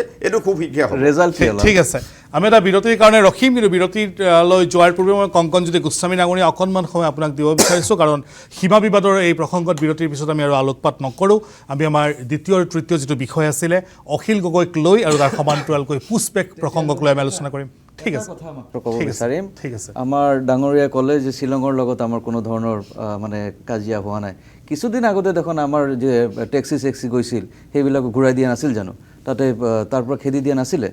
সেইবিলাকতো হৈছে তাতে তেতিয়া আমি কি কৰিছিলোঁ আমি একোৱে কৰিব পৰা নাই যিকিনে এইটো মই আলোচনা ইয়াৰ পিছত আৰু সময় নিদিয়ে বুলি ক'লে সেইকাৰণে বুজাবুজিৰ কাৰণে গোটেই ঘটনা যি কি নহওক হৈছে আমাৰ তাতেও তেনেকুৱা হৈছে আমাৰ তাতেওতো দুজন মানুহৰ কাজিয়াৰ কাৰণে লাহে লাহে ডাঙৰ হৈ গ'ল মই কোৱা নাই কাজিয়াৰ কোনে বিজেপিয়ে লগাইছে নে কংগ্ৰেছে লগাইছে এইটো কোনো ডিছকাশ্যনৰ বিষয়ে নহয় ডিছকাশ্যনৰ বিষয়টো হ'ল কাজিয়াটো যদি হৈছে সেইটো কেনেদৰে আমি সমাধান কৰিব পাৰিম আৰু সমাধান কৰাৰ আগতে আমি মানি ল'ব লাগিব যে কাজিয়া এটা হৈছে আমি যদি নামানোৱে যে কাজিয়া হৈছে কাজিয়া হৈছে, প্ৰব্লেমেই কিন্তু নাই বুলি যদি আমি আপুনি অসম বিধানসভাৰ এগৰাকী সদস্য হিচাপে যদি কৈ দিয়ে দাঁতিকাষৰীয়া ৰাজ্যলৈ মোৰ যাবলৈ ভয় হয় তেতিয়া মেছেজটো হয়। নাই, নিশা যাওঁতে ভয় বেয়া লাগে বুলি লাগে, কৈছে। উপায় নাই নহয়। নাই, নিশা যাওঁতে ভয় লাগে কাৰণ সেয়া উল্লেখ কৰিছে ইতিপূৰ্বে আক্ৰমণ আমাক- সংঘটিত আমাক হৈছে কাৰণে আপোনালোক- সেই প্ৰসংগত আমাক কৈছে চৰকাৰে 3জন PSO দিছে আৰু সেইফালে যিবিলাক NGO আছে সিহঁতে NGO বুলি কয় সিহঁতে কি বন্দুক লৈ ঘূৰি ফুৰিছে আমাৰ তাতে আপুনি যাওক এদিন আমাৰ ফালে আহক ঠিক আছে মই আপোনাক থকা খোৱাৰ সকলো ব্যৱস্থা কৰি দিম অহা যোৱাৰ ব্যৱস্থা কৰি দিম ঠিক আছে। আপুনি নিজে ঘূৰি ফুৰি চাওক নিশ্চয় নিশ্চয় মই ঠিক শীঘ্ৰে আছে যাম দিয়ক কংকনজ্যোতি গোস্বামী ডাঙৰীয়া মই বিৰতিলৈ যোৱাৰ পৰা আপোনাৰ কাষলৈ যাব বিচাৰিছোঁ কেৱল সমালোচনা কৰিলেই নহ'ব বিৰোধী হিচাপে আপোনালোকেও চৰকাৰক গঠনমূলক পৰামৰ্শ দিব লাগিব গতিকে তেনেস্থলত কি পৰামৰ্শ হ'ব আপোনালোকৰ হৈছে গঠনমূলক পৰামৰ্শ দি একো লাভ নাই মই আপোনাক এইটো কথা স্পষ্টকৈ কৈ দিওঁ এইবিলাক কথা আমি বহুত পাতিছোঁ গঠনমূলক পৰামৰ্শ দি এইকাৰণে লাভ নাই কাৰণ আমাৰ যিকেইখন চুবুৰীয়া ৰাজ্য আছে সেইকেইখনে নিজৰ সিদ্ধান্ত নিজে লয় ৰাজ্যৰ প্ৰজাৰ হিতৰ হকে যিটো কথা হয় তেওঁলোকে কৰে যেনেকৈ আপুনি অলপতে দেখিলে যে ব্লিংকিটৰ ব্যৱসায় তেখেতসকলে বন্ধ কৰি দিছে নিশ্চয়। কিন্তু আমাৰ ইয়াত এইটো সম্ভৱ নহয় আমাৰ ইয়াত এইকাৰণে সম্ভৱ নহয় কাৰণ আমাৰ হিমন্ত বিশ্ব শৰ্মা ডাঙৰীয়াৰ এটাই কেৱল কাম সেইটো হৈছে নৰেন্দ্ৰ মোদী আৰু অমিত শ্বাহৰ শ্ৰুতলিপি পালন কৰা আখৰে আখৰে পালন কৰা ইয়াত আমাৰ চৰকাৰ এখন আছে এইখন নামত আছে মানে আচলতে কি জানেনে অসমখন হৈছে এখন উপনিৱেশ এখন হৈছে এখন উত্তৰ ভাৰতীয় উপনিৱেশ হিন্দী বলয়ৰ উপনিৱেশ আৰু এই উপনিৱেশত নৰেন্দ্ৰ মোদী আৰু অমিত শ্বাহে অৰ্হনিশে ইয়াত লুণ্ঠন চলাই থাকে আজি মই আপোনাক কথাটো কওঁ আপুনি আজি কৈছে যে সীমান্তত আগ্ৰাসন হৈছে অকল সীমান্তত আগ্ৰাসন হোৱা নাই শুনক সৰু সৰু বিষয়বিলাক লৈ আমি ইয়াতে কাজিয়া পেচাল কৰি থাকিব পাৰিম কোনে ক'ত যাব পাৰিলে কোনে ক'ৰ পৰা ঘূৰি আহিব পাৰিলে কিন্তু মূল বিষয়বিলাক চাওক আপুনি ডাঙৰ ডিজাইনটো চাওক সেই বস্তুটো অসমৰ ৰাইজে বুজিব লাগিব নহ'লে অসমৰ ৰাইজ অসমীয়া মানুহ নিশ্চিন্ত হ'ব মই আপোনাক কৈছোঁ অকল সীমান্তত আগ্ৰাসন হোৱা নাই সীমান্তত আগ্ৰাসন হৈছে আমাৰ চুবুৰীয়া ৰাষ্ট্ৰৰ বহিৰাজ্যত আগ্ৰাসন হৈছে আজি আমাৰ ইয়াতে বাংলাদেশী আৰু বিহাৰী ভোজপুৰীৰ এটা ভোট বেংক সৃষ্টি কৰিছে বহিৰাগত মানুহৰ আজি ৰিপৰ্ট ওলাইছে যে আমাৰ ইয়াতে যিবিলাক ব্যক্তিগত চাকৰি আছে তাতে 60% মানুহ বহিৰাজ্যৰ বহিৰাগত এইবিলাক মই কোৱা নাই এইবিলাক ৰিপৰ্ট ওলাইছে চৰকাৰী ৰিপৰ্ট হয় এইবিলাক আৰু তাৰপাছত চাব তাৰপাছত আকৌ কোনে আগ্ৰাসন নমাইছে আকৌ আগ্ৰাসন নমাইছে বিজেপিয়ে চুবুৰীয়া ৰাজ্যত আগ্ৰাসন বহিৰাষ্ট্ৰৰ আগ্ৰাসন বহিৰাজ্যৰ আগ্ৰাসন আৰু শেষত বিজেপিৰ আগ্ৰাসন আজি চাওক আজি এইখিনি সময়ত আপোনাৰ পলাশবাৰী আজাৰা ইংলে পথাৰ জাগিৰোড এইবোৰ চবত আন্দোলন হৈ আছে কিয় আন্দোলন হৈ আছে কোনে কৰিছে আৰু এটা কথা মই কৈ দিওঁ তাতে কোনো মুছলমান মানুহে আন্দোলন কৰি থকা নাই সেইবিলাক আমাৰ খিলঞ্জীয়া মানুহ অসমীয়া মানুহ ভূমিপুত্ৰ হয় এইবিলাক তেখেতসকলে আন্দোলন কৰি আছে তেখেতসকলে নিশাত টোপনি নাহে কেতিয়া বিজেপিয়ে আহি পেলাই মাটি কাঢ়ি লৈ যায় সেই দুচিন্তা আমি সেই প্ৰসংগলৈ নহয় সেই কথাটো শুনক এইটো ক'ব লাগিব আপোনালোকে ডিজাইনটো শুনিব লাগিব ডিজাইনটো নুশুনাকৈ সৰু সৰু কথাত লাগি থাকি লাভ নাই এজন বিধায়ক আপোনালোকে ইয়াত মাতি আনিছে গতিকে তেখেতৰ আগত কথাবিলাক ক'ব লাগিব শুনক এতিয়া আজি সেই মানুহবিলাকৰ ৰাতি টোপনি নাহে যে আমাৰ ইয়াত মাটি কাঢ়ি ল'ব এইটোৱে হ'ব উপনিৱেশত সেইটোৱে হয় উপনিৱেশত লুণ্ঠন চলে আৰু এই লুণ্ঠন তাতে যিবিলাকৰ বেছি মাটি আছে 4-5 বিঘা মাটি আছে সেইবিলাকৰ মাটি আহৰণ কৰে মাটি লুণ্ঠন কৰে আৰু শুনক এই গুৱাহাটীত যিবিলাকৰ মাটি আছে 1 কথা 1.5 কথা এইবিলাক মাটি আছে এইবিলাকত ইমান কৰ কাতল বহোৱা হ'ব ইমান খাজানা বহোৱা হ'ব যে ভাৰতীয় মানুহ পৰামৰ্শ দিবলগীয়া নাই চৰকাৰৰ। ভাড়াতীয়া ঠিক মানুহ আছে। আৰু মালিকৰ মাজত পাৰ্থক্য নাথাকিব ভাড়াতীয়া যেনেকৈ ভাড়া দি থাকে ঠিক সেনেকৈ ইমান খাজনাৰ পৰিমাণ বৃদ্ধি হ'ব এই 1 কথা 1.5 কথা মাটিত যে এনেকুৱা লাগিব যেন মই ভাড়াতীয়াই হৈ আছো গতিকে ঠিক আছে। ডাঙৰ মাটিবিলাক লুণ্ঠন কৰিব চৰকাৰে কুক্ষিগত ঠিক আছে। কৰিব নৰেন্দ্ৰ মোদী আৰু অমিত শ্বাহৰ নিৰ্দেশত আৰু সৰু যিবিলাক আমাৰ 1 কথা 1.5 কথা চহৰীয়া মাটি আছে এইবিলাকত খাজানা লগাই এইবিলাকো চৰকাৰে হস্তগত কৰিব এইবিলাক একদম হিন্দী চিনেমাৰ দৰে আপুনি হিন্দী চিনেমাবিলাক চাবচোন তাতে ঠাকুৰ মানে জমিদাৰ চব মাটিৰ মালিক আৰু এই যিবিলাক গাঁৱৰ মানুহ সেইবিলাকে আনকি অন্ত্যেষ্টিক্ৰিয়াটো কৰিবৰ কাৰণেও ঠাকুৰৰ ওচৰত হাত পাতিব লাগে যে মোৰ দেউতা মৰিল মা মৰিল ঠিক আছে। অন্ত্যেষ্টিক্ৰিয়াৰ পইচা চেম সেইটো হৈ আছে ইয়াতে ঠিক আছে। চেম সেইটো ঠিক হৈছে আছে। এতিয়া জমিদাৰী আকৌ সামন্ত প্ৰথা ঘূৰাই আনিব বিচৰা হৈছে ঠিক আছে। লাহে লাহে অসমীয়া মানুহ বিজেপিৰ গোলাম হ'ব যায় আছে মই আনিছুৰ ৰহমান ডাঙৰীয়া আপোনাৰ কাষলৈ যাব বিচাৰিছোঁ AIUDFৰ ফালৰ পৰা কোৱা হৈছে যে স্বদেশী লোকক বিদেশীৰ নামত হাৰাশাস্তি কৰা হৈছে আৰু পুষ্পেক কৰা হৈছে সম্পূৰ্ণ আচলতে অনৈতিক অনৈতিক আচলতে প্ৰক্ৰিয়াৰে গতিকে আপুনি ভাবে নেকি বা আপোনালোকৰ দলৰ স্থিতি এই ক্ষেত্ৰত কি এই পুষ্পেকৰ ক্ষেত্ৰত আচলতে কিবা স্বচ্ছতাৰ প্ৰয়োজনীয়তা আছে বুলি আপোনালোকে ভাবে নেকি আহিম আপোনাৰ প্ৰশ্নৰ উত্তৰ দিম হয় কিন্তু তাৰ আগত আমাৰে মিত্ৰ দলৰ এজন প্ৰতিনিধিগৰাকী জাতীয় পৰিষদ কণকণদাই এটা কথা কৈছে যে সৰু কথা এইবিলাক কোনে ক'ত যাব পাৰিছে বা ক'ত যাব পৰা নাই মই কণকণজ্যোতি ডাঙৰীয়াক কৈ দিওঁ যে আমি যি ধৰণে হেৰাছমেণ্ট হৈছোঁ আমি যি ধৰণে ভিক্টিমাইজ হৈছোঁ বা ভুক্তভোগী হৈছোঁ এই কথা চাগে আপুনি নাজানে কাৰণ আমাৰ প্ৰায় 4-5 লাখ মানুহ আজি মেঘালয়ৰ ওপৰত নিৰ্ভৰশীল আমাৰ ইফালৰ মানুহ বেপাৰ বাণিজ্য কৰি খায় বা লেবাৰ কৰি খায় বিভিন্ন ধৰণৰ লগত আজি কাজুৱে কওক চুপাৰীয়ে কওক যি ধৰণৰ ৰ মেটেৰিয়েলছবিলাক মেঘালয় উৎপাদন কৰে তেওঁলোকৰ বজাৰ হৈছে আমাৰ এই বজাৰৰ পৰা আমাৰ উৎপাদিত সামগ্ৰীবিলাক ক্ৰয় কৰি আমি আমাৰ ভাৰতৰ বিভিন্ন স্থানত আমি ৰূপান্তৰিত কৰোঁ বা তাৰ পৰা আমাৰ সমাজ জীৱন্ত বা আমি এটা ধাৰাত গতি কৰি আছিলোঁ বা আমাৰ মানুহখিনি জীৱন নিৰ্বাহ ঠিক আছে, এই তাৰে বিষয়টো- জড়িত চলি আছে আমি যি ধৰণে ভুক্তভোগী আমি চৰকাৰৰ প্ৰতিনিধিক এই কথাটো দৃষ্টিগোচৰ কৰিব খুজিছোঁ লাভ নাই বিজেপি চৰকাৰ থকালৈকে যি ধৰণে থাকিব ভুক্তভোগী লাগিব। হৈছোঁ কণকণদা ৰাজ্যক সচেতন কৰিব লাগে কেনেকে মানে ভুক্তভোগীটো মই ধৰ্মেন্দ্ৰ দাক কৈছোঁ প্ৰতিনিধি বিজেপিৰ আছে মই কৈছোঁ অতি সোনকালে কাৰণ তেওঁলোকৰ যি আগ্ৰাসন NGOৰ মেঘালয়ৰ NGOৰ তাৰ জৰিয়তে তেওঁলোকৰ আমাৰ মানুহৰ ভিতৰৰ বজাৰত গ'লে মাৰধৰ কৰি ওলাই দিয়া হয় আমাৰ ঠিক আছে। বস্তু এই প্ৰসংগটো উত্থাপন কৰিব বিধায়ক ডাঙৰীয়া কাঢ়ি আছে। লোৱা হয় সদনত সেইকাৰণে উত্থাপন কৰিব। আমাৰ ঠিক আছে। মানুহখিনি মই যিটো প্ৰশ্ন কৰিছোঁ, বেপাৰ কৰিব হয়, পৰা হয়। নাই এতিয়া হৈছে পুছবেকৰ কথা পুছবেক দুটা ধৰণৰ কনচেপ্ট আহিব পাৰে কনচেপ্ট পুছবেক মানে কি পুছবেক মানে আপুনি আপোনাৰ BSF থাকিব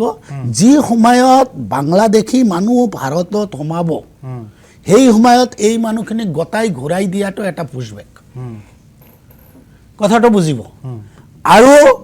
এটা প্ৰকাৰ হৈছে পুছবেক কি যদি কোনোবা বাংলাদেশী মানুহ ভাৰতত আহি প্ৰমাণ হ'লে যে তেওঁ বাংলাদেশী তেনেহ'লে তেওঁক বাংলাদেশক দিয়াটো পুছবেক দুটা ধৰণৰ কথা আছে আৰু এটা কথা হৈছে আপোনাৰ আমি যিবিলাক আইনী প্ৰক্ৰিয়াৰ দ্বাৰাই FT কোৰ্টৰ জৰিয়তে হাইকোৰ্টৰ জৰিয়তে বা সুপ্ৰিম কোৰ্টৰ জৰিয়তে যিবিলাক মানুহ বিদেশী বুলি ঘোষণা কৰা হয় সেইবিলাক মানুহ আচলতে বাংলাদেশৰ হয় না নাই সেই কথাটো আমাৰ চিন্তা কৰিব লাগিব বাংলাদেশক দিয়াৰ আগতে বাংলাদেশৰ লগত আমাৰ TT আছে নে নাই চুক্তি আছে নে নাই সেই কথাটো আমাক চিন্তা কৰিব লাগে বাংলাদেশক দিয়াৰ মানে এই নাটকখিনি যে ৰচি থাকে নো মেন্স লেণ্ডত মানুহ থৈ দিয়ে এই বিজেপি চৰকাৰে এই নাটকখিনি বন্ধ কৰিব লাগে সঁচা অৰ্থত যদি বাংলাদেশ বিতৰণ কৰি বাংলাদেশীক বিতৰণ কৰিব আছে যদি অসমত বাংলাদেশী আছে এটা বাংলাদেশীও যাতে অসমত থাকিব নোৱাৰে এই কথা স্পষ্ট ৰাইজৰ দলৰ বাংলাদেশী বিতৰণৰ নামত নাটক বন্ধ কৰক হিমন্ত বিশ্ব শৰ্মা ডাঙৰীয়া ৰাষ্ট্ৰীয় প্ৰেক্ষাপটত কৈ আমি এটা নতুন ফৰ্মুলা ওলাইছোঁ কি ফৰ্মুলা যেতিয়া BSF নাথাকে ৰাতি আন্ধাৰত এইটো এটা স্কুলীয়া বাচ্চাৰ ষ্টেটমেণ্ট হ'ব পাৰে এটা মুখ্যমন্ত্ৰীৰ ষ্টেটমেণ্ট এনেকুৱা হ'ব পাৰে নেকি ৰাতিৰ আন্ধাৰত আমি মানুহখিনিক বাংলাদেশত গতাই দিওঁ এটা নেশ্যনেল মানে ইছ্যুত এনেকৈ এটা মানে লঘু কথা ক'ব পাৰে নেকি আপোনালোকে চিফ মিনিষ্টাৰ আপোনালোকে TT কৰক দুটা ৰাষ্ট্ৰৰ বাংলাদেশী মানুহ আছে গতাই দিয়ক তাৰ আইনী প্ৰক্ৰিয়াৰে তেওঁলোকক গতাই দিয়া হওক পুছবেক বেলেগ কথা তাৰপিছত আপোনাৰ আইনী প্ৰক্ৰিয়া দিয়াটো বেলেগ কথা এতিয়া কথা হৈছে সাধাৰণ মানুহ আৰু বৈধ নাগৰিকে ইয়াৰ নামত হাৰাশাস্তি হৈছে নেকি আপোনালোকে ৰিচেণ্টলি পাইছে 15টা কৰি ডকুমেণ্ট সুপ্ৰিম কোৰ্টৰ দিয়াৰ সত্ত্বেও পাছপৰ্টক কোৱা হৈছে যে ইয়াৰ ট্ৰাভেল কৰা এটা মানে ডকুমেণ্ট বুলি সুপ্ৰিম কোৰ্টে কৈছে এতিয়া আপোনালোকৰ সাধাৰণ জ্ঞানত এই কথাটো কওক যেতিয়া পাছপৰ্ট ইস্যু কৰা হয় কৰ ইনকুৱাৰী পুলিচৰ পৰা চিভিলৰ পৰা পঞ্চায়তৰ পৰা সকলো ধৰণৰ ইনকুৱাৰী কৰি তাৰ পিছত এটা পাছপৰ্ট ইস্যু কৰা হয় যদি ট্ৰাভেল কৰা ডকুমেণ্ট তেনেহ'লে ইমান ইনকুৱাৰী কৰাৰ যুক্তিটো ক'ত ট্ৰাভেল কৰিব ঘূৰি আহিব কিন্তু ইম্পৰ্টেণ্ট ডকুমেণ্ট 15টা কৰি ডকুমেণ্ট দিয়া মানে কি এই মানুহখিনি তাৰমানে আপোনালোকৰ 15টা ডকুমেণ্ট ভুল আপোনালোকৰ চৰকাৰী মানুহ ভুলভাৱে এই ডকুমেণ্ট দিছে পইচা খাই ডকুমেণ্ট দিছে এই কথা ক'ব লাগিব সুপ্ৰিম কোৰ্টক আমি অৱমাননা কৰা নাই আপোনালোকে আধাৰ কাৰ্ড দিব ভোটাৰ আইডি কাৰ্ড দিব পান কাৰ্ড দিব ৰেচন কাৰ্ড দিব আপোনালোকে জমিৰ কাগজ দিব জমিৰ নথিপত্ৰ দিব স্কুলৰ নথিপত্ৰ দিব পাছপৰ্ট দিব তাৰপিছত আপোনালোকৰ ফাদাৰ তাৰপৰা গ্ৰাণ্ডফাদাৰৰ পৰা আৰম্ভ কৰি যাৰ ভোটাৰ লিষ্ট আছে তাক দিব তাৰ উপৰিও যদি এজন মানুহক ঠিক আছে আপুনি পাছপৰ্টৰ নথিৰ বিষয়ে কৈছে ঠিক আছে পাছপৰ্টৰ বিষয়ে কৈ আছে হয় এজন মানুহক পাছপৰ্টৰ মই সব নথিপত্ৰৰ কথাই কৈ আছো ঠিক আছে এজন মানুহক ভাৰতীয় নহয় বুলি কয় ঠিক আছে ধৰ্মকান্ত গগৈ তাৰপিছত তাৰ কাৰণে আমি কৈছো যে এই এনআৰচিটো শুদ্ধ এনআৰচি এটা ওলাই লৈ আহক এই এনআৰচিটো বিজেপি চৰকাৰে কিয় ইমান দিনে ডাষ্টবিনত পেলাই ৰাখিছে ঠিক আছে এনআৰচিটো হ'লেতো এই অপবাদটো নাথাকে বাংলাদেশী এই অপবাদ নাথাকে কিয় তেওঁলোকে এই এনআৰচিটো ডাষ্টবিনত পেলাই ৰাখিছে ঠিক আছে এনআৰচিটো মানি লওক ৰিকগনাইজেশ্যন দিয়ক কিমান মানুহ তাতে বাংলাদেশী আছে বিতৰণ কৰক হিয়াৰিঙৰ অপৰচুনিটি দিয়ক ঠিক আছে ধৰ্মকান্ত গগৈ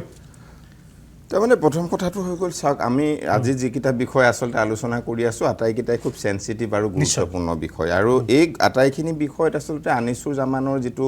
আন্তৰিকতা তাৰমানে তেওঁলোকৰ যিটো আন্তৰিকতা এতিয়া আপুনি উত্তৰ পূৰ্বাঞ্চলৰ ৰাজ্যকেইখনে আমাৰ মাটি দখল কৰি থৈছে উত্তৰ পূৰ্বাঞ্চলৰ ৰাজ্যকেইখনক তেওঁলোকে গালি পাৰিছে যে কিয় তেওঁলোকে দখল কৰিব আমাৰ অসম আৰক্ষীয়ে কিয় তেওঁলোকৰ বিৰুদ্ধে গ্ৰহণ কৰিব পৰা নাই এতিয়া বাংলাদেশৰ পৰা ইলিগেল মাইগ্ৰেণ্ট আহি অসমত বা ভাৰতত প্ৰৱেশ কৰিছে তেওঁলোকক আমি পঠিওৱা ক্ষেত্ৰত কি কৰিব লাগে নমনীয়তা প্ৰদৰ্শন কৰিব লাগে মৰমেৰে তেওঁলোকক পঠাব লাগে লাগিলে 2-4 দিন AC হোটেলত ৰাখি কি কৰিব লাগে খুৱাই বুৱাই ধুনীয়াকৈ থ'ব লাগে যাতে থওঁতে যাওঁতে দুখ নাপায় এইটো কেনেকুৱা ধৰণৰ কথা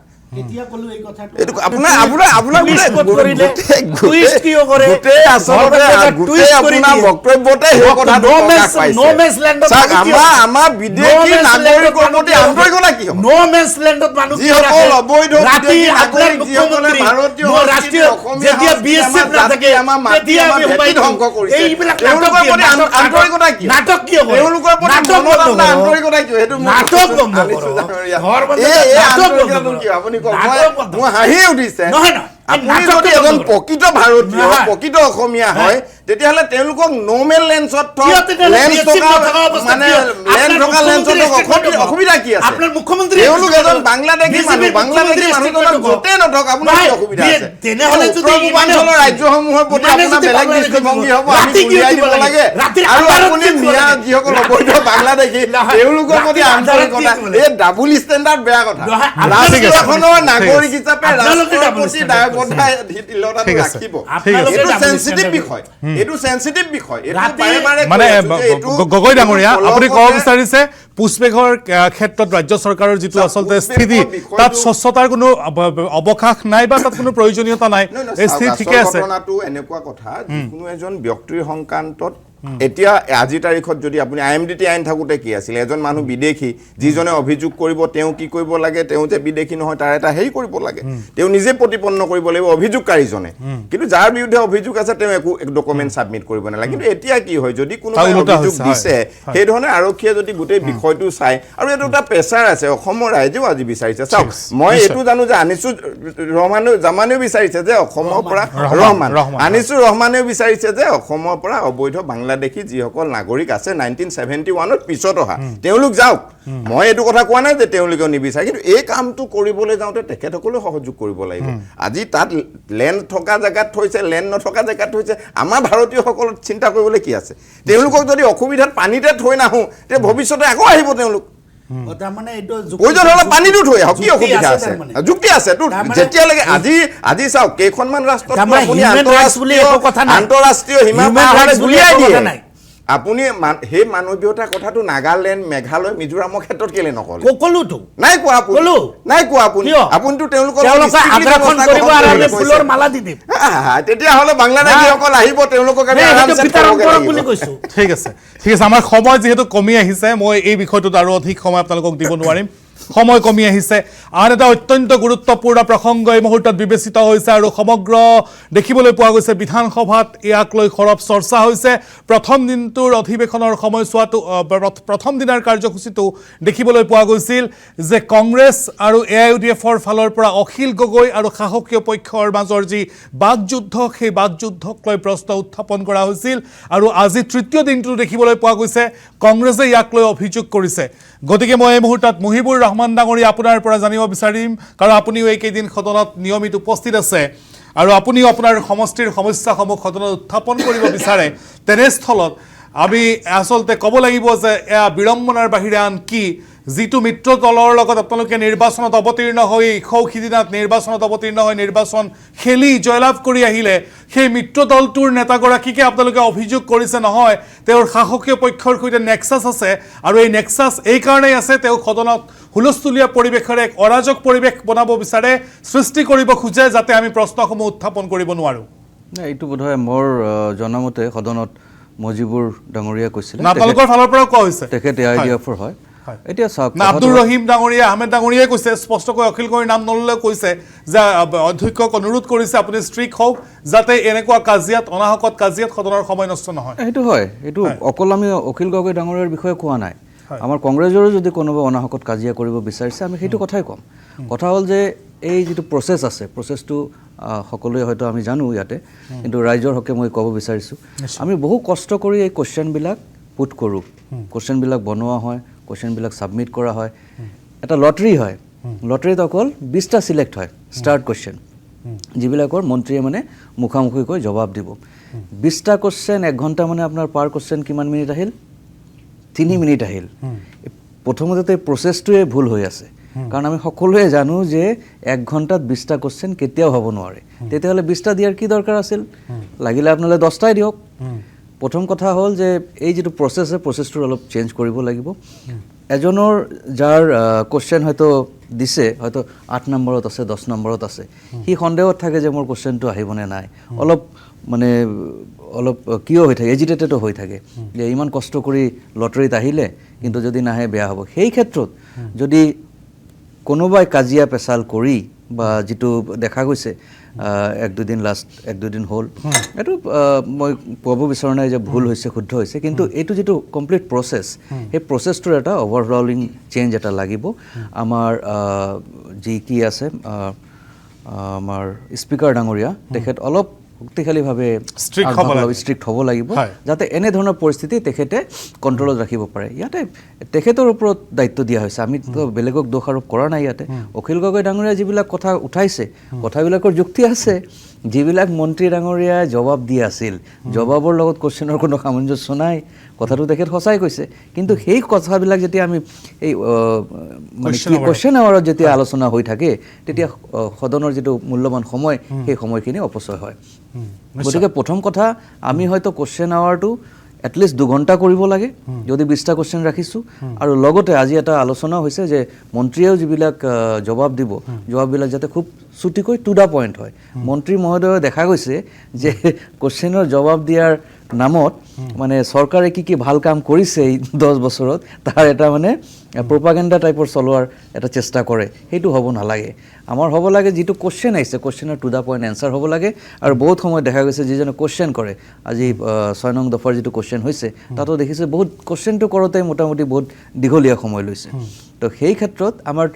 যিজনে কুৱেশ্যন কৰিব যিজনে জবাব দিব আৰু যিজন বেছিকৈ স্পিকাৰ ডাঙৰীয়াৰ এটা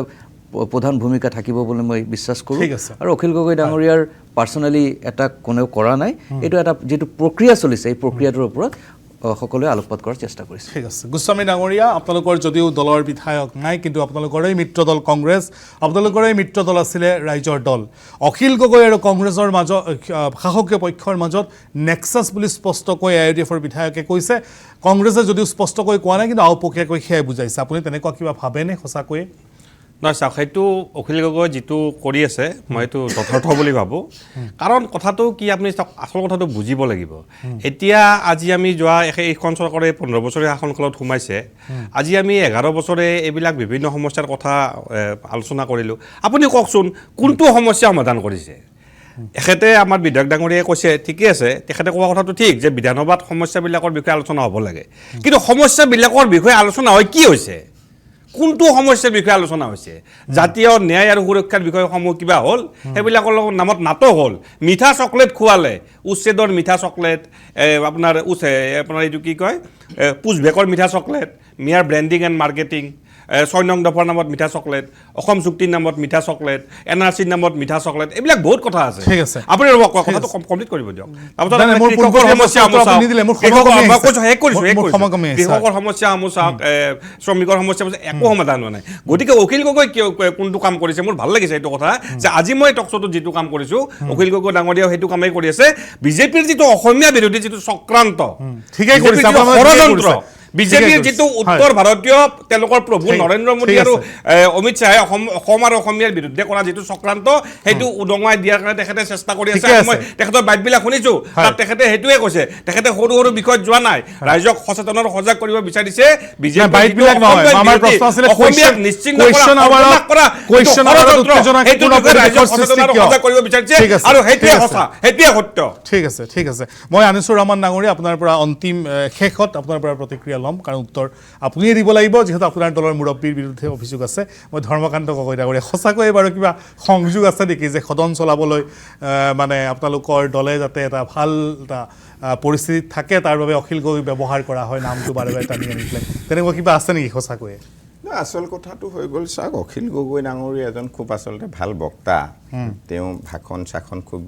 খুব ঠিক আছে কিন্তু আটাইতকৈ ডাঙৰ মানে মই মোৰ ব্যক্তিগত কথা দেই এইটো দলীয় ভিউ নহয় তেওঁ এজন আচলতে ভাল শ্ৰোতা নহয় এইটো আটাইতকৈ ডাঙৰ কথা যোৱা বিধানসভাত যিমানবিলাক অধিৱেশন আমি দেখিবলৈ পাইছোঁ কথাবিলাক শুনা যিটো ধৈৰ্য সেইটো থাকিব লাগিব এতিয়া কংকন জ্যোতি মানে গোস্বামী ডাঙৰীয়াই কৈ আছে খুব ধুনীয়াকৈ কৈ আছে কথাখিনি কোৱাটো অসুবিধা নাই কিন্তু তেওঁ একদম উত্তেজিত হৈ আছে তাতে ক'ত উত্তেজিত হৈ আছে যে আমি এখনো চিট নিজিকিলোঁ আমাৰ লিডাৰে কেইবাবাৰো ইলেকশ্যন খেলিলে আটাইকেইবাৰ আমি হাৰিলোঁ গতিকে এই খংটো একদম বিজেপি নৰেন্দ্ৰ মোদী হিমন্ত বিশ্ব শৰ্মা ডাঙৰীয়ালৈ পুৰস্কাৰ দিলে মানে কথা মূল্য বৃদ্ধি কৰিলে অলেখ মূল্য বৃদ্ধি কৰিলে আজি আপোনালোকে মহিলাক গোলাম কৰিছে এই যে আপুনি যোগী দিৱসৰ দিনা মহিলাৰ যি বিভৎস কাণ্ড কৰিলে অসমৰ ৰাইজে গম পাই গৈছে যে অসমীয়াক আপোনালোকে গোলাম কৰিব বিচাৰিছে যিহেতু চৰকাৰখন হৈছে আহিবলগীয়া আৰু 4.5 বছৰ 4.5 বছৰ আছে আমি কথাখিনি পাতিব পাৰিম সমালোচনা কৰিব পাৰিম কিন্তু যদি এতিয়া তেখেতে ক'লে যে গঠনমূলক কোনো পৰামৰ্শ দি লাভেই নাই গতিকে আমি আশা কৰোঁ আপুনি সমালোচনা কৰি